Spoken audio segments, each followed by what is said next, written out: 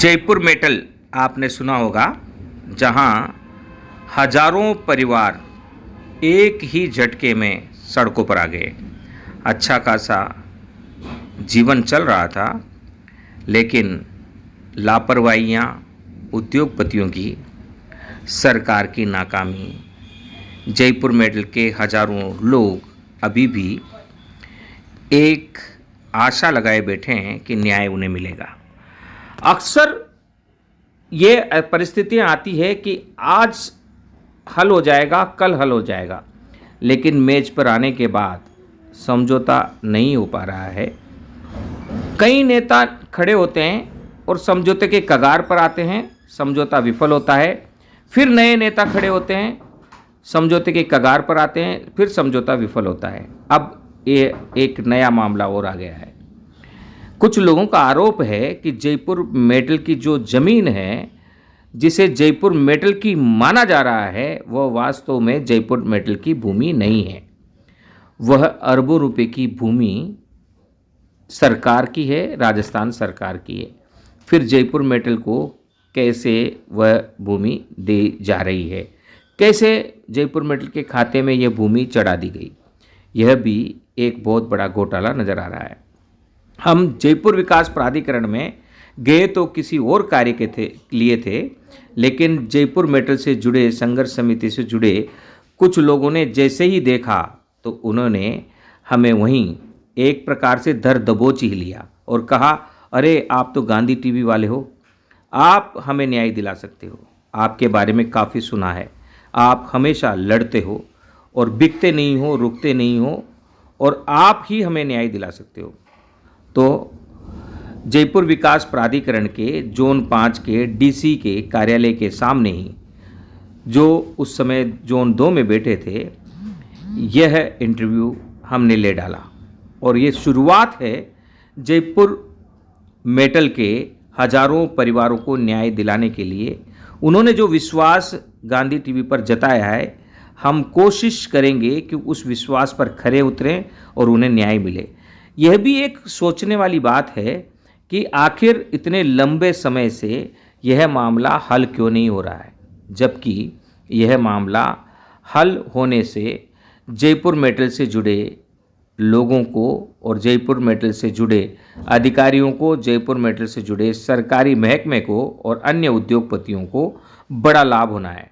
फिर भी क्या कारण है, आप जुड़े रहिए। उन कारणों को हम खोज कर लाएंगे, उन कारणों के तह तक जाएंगे। जयपुर मेटल के हजारों नागरिकों को जयपुर मेटल के बंद होने से सड़क पर आए हजारों लोगों की मदद हम कर पाएँ, और शायद यही एक श्रद्धांजलि होगी उन हजारों लोगों में से, उन परिवारों के मुखियाओं को, उन जयपुर मेटल के कर्मचारियों को जो जयपुर मेटल के बंद होने से आर्थिक तंगी के कगार में आकर आत्महत्या कर गए। आइए जुड़िए जयपुर मेटल के सच्चे वीर सपूतों। गांधी टीवी आपके साथ सफ़र पर चल निकला है। आप और हम मिलकर लड़ेंगे और जीतेंगे जरूर। किशोर कुमार चौधरी। किशोर जी, यस। आप लोग जयपुर मेटल से हैं, हाँ, है जयपुर ना? मेटल। क्या नाम है आपका? बलराम। भैरूराम जी, आपका? दिनेश कुमार माथुर। आपका? कृष्ण कुमार। ओम प्रकाश पारी। ये जयपुर मेटल का मामला है और लगभग 2 पीढ़ी इसमें खप गई है, दूसरी पीढ़ी जद्दोजहद कर रही है, कई लोगों ने आत्महत्याएं भी कर ली है। आखिर क्या कारण है कि हर बार निस्तारण होने के कगार पर आकर फिर ये खत्म हो जाता है, फिर नए नेता आते हैं, फिर निस्तारण के लिए सारा तैयार हो जाता है, फिर खत्म हो जाता है, फिर नया नेता आता है। कहीं ऐसा तो नहीं कि हर बार समझौते के मुहाने पर आकर नेताओं को खरीद फरोख्त कर जयपुर मेटल के ईमानदार और संघर्ष करने वाले लोगों को निराशा दी जा रही है?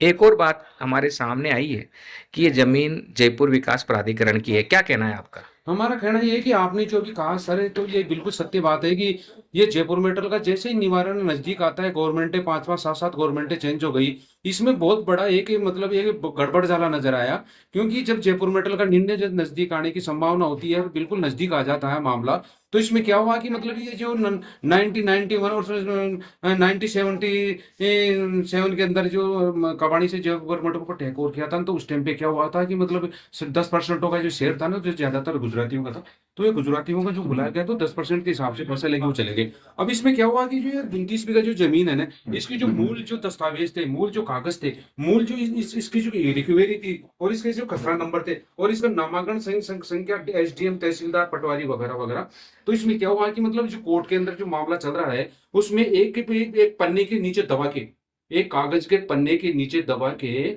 और इन राजनेताओं ने, हाँ बिल्कुल आपने सही पूछा, सही कहा हमारे को कि इसमें कुछ न कुछ है, इसमें दाल में काला है, बिल्कुल दाल में कोई ना कोई नेता आपका बिक जाता है। बिकता इसलिए ये जेडीए की जमीन है। बिकता इन्होंने क्या किया है कि इसको जयपुर मेटल की जमीन बना दी, ये जयपुर मेटल की जमीन बना के जयपुर मेटल को एक निजी कंपनी शेयर होल्डर की बना दिया, जिसका नाम 550 करोड़ का लोन बता दिया, जिसका नाम के तहत ये सारा फर्जीवाड़ा इसका नाम निकाला है। उस फर्जीवाड़े जो सेल कंपनी बनाई है, उसका नाम निकाला है स्टील आयरन एंड केमिकल। कौन है इसके मालिक? इसके मालिक कोई नहीं है, इसका राज्य सरकार संस्था मालिक 77 से, और 1991 से जेडीए के जयपुर विकास प्राधिकरण के पास। चलो, और जल्दी ही आपको हम ये कागज और दस्तावेज अप्रूव करवाएंगे। गांधी टीवी आप लोगों को वादा करता है, आपके जितने भी संघर्ष करने वाले साथियों को वादा करता है इसमें क्या हुआ कि जो 29 बीघा जमीन है ना, कसरा नंबर है 07 है इसका, नामांकन संख्या, बिल्कुल ओरिजिनल फाइल लगी है हमारे पास में। तो हमने क्या है कि आगे तक पहुंचा इस फाइल को, एक बहुत बड़ा इसमें विस्फोट होगा, क्योंकि इसके अंदर क्या है कि मतलब 29 बीघा, एक बीघा के अंदर 3033 गज वर्ग जमीन होती है, मतलब 4,35,000 रुपए पर गज जमीन है ये। अब लगा लो इसमें कितना पैसा की है, अरबों रुपए की ये जमीन है ना, अरबों रुपए का एक घोटाला है। हाँ। और इस घोटाला को पर्दाफाश कर रहा है गांधी टीवी। सच की तरह पेश करेंगे, न डरेंगे, न झुकेंगे, न रुकेंगे, और सभी और न बिकेंगे। हम इस घोटाले को उजागर करके रहेंगे। बने रहिए गांधी टीवी के साथ। जो डबल इंजन की जो सरकार राजस्थान में आई है ना, उसके बाद में हमारे को एक ऐसा मूल दस्तावेज फाइलें हाथ लगी है कि इनमें कितने पागड़ बिल्ले छिपे हुए हैं इसके अंदर। इसका मतलब आपको डबल इंजन की सरकार आने के बाद आशा लगी है कि इस बार बिल्कुल ठीक। और